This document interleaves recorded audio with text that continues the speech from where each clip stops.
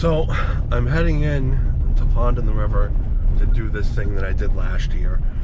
I think it's going to be an annual thing where I come over and I do my part to get rid of some of these bass over here. Last year, I think I took 10 out, and when I got them home and I started filleting them, they all had these black dots on them. So they weren't edible to me. I wasn't going to chance it because I have no idea what those black dots were. It was obviously some kind of parasite. So I just, ended up just throwing them in a pile because they were all messed up. But today, maybe I will get some that are clean and we can have a nice fish fry. If it happens, it happens. If they're all full of parasites again, I'm not going to eat them, of course. But yeah, so I'll just give you a quick rundown what it is.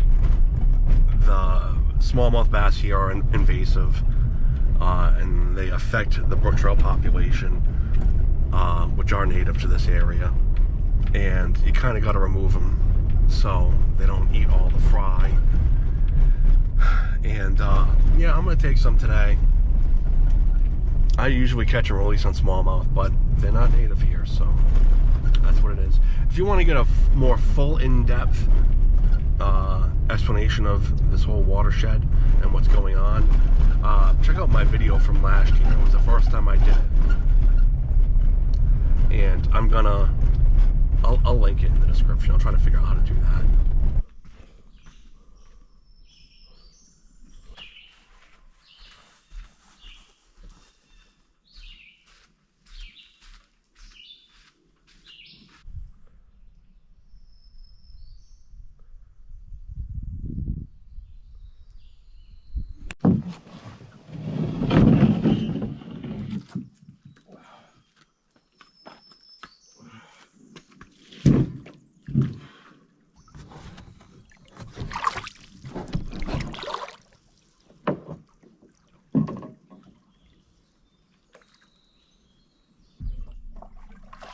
Okay, so I had to basically just paddle right out here immediately because the deer flies and the mosquitoes are absolutely horrific right now.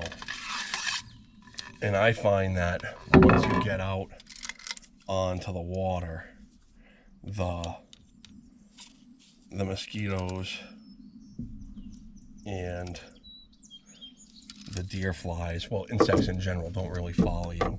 That's pretty close to accurate because I'm only a few feet from shore and there is no more deer flies. So yeah, I'm just using this it's a Sage payload.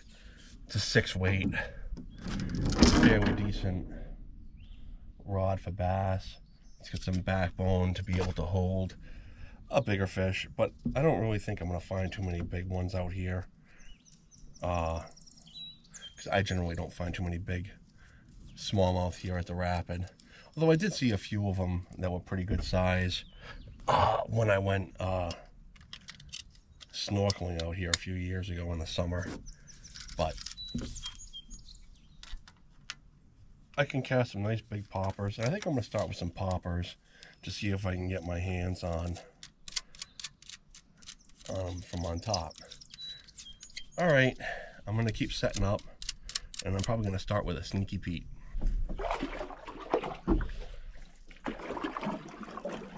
It's quite a bit calmer this year than it was last year.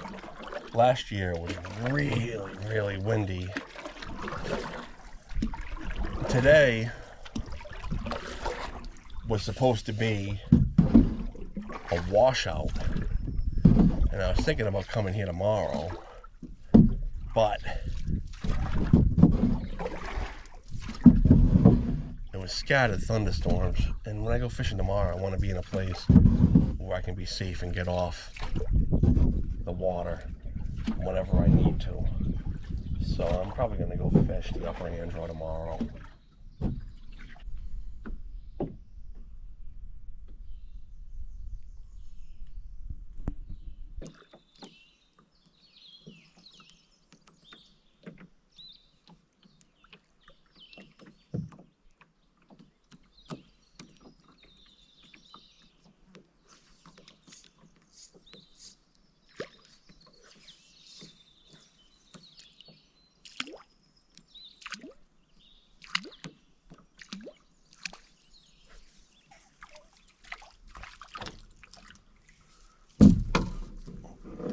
tiny little guy.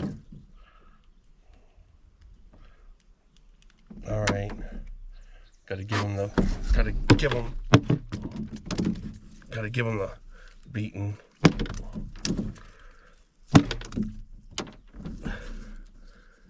Because he's gotta go down.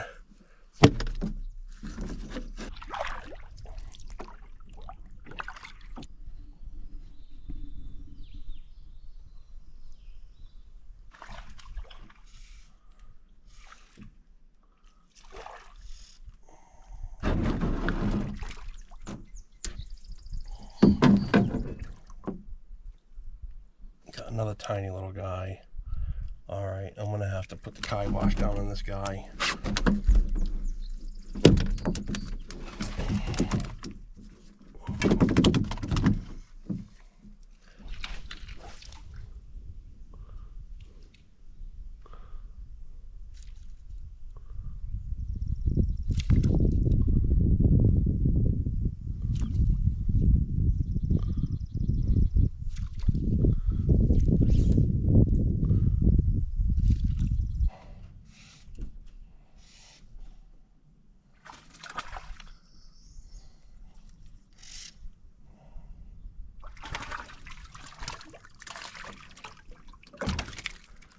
I got a better one right here.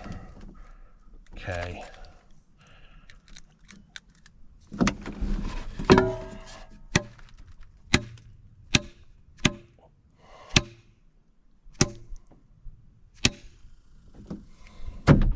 Yeah, stuff like this with like this root ball right there, right up against the shore, ideal spots for a bass bed, just like this.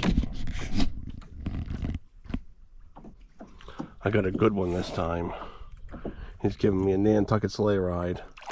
Ooh, that's a big bass. Ooh, that's a big one.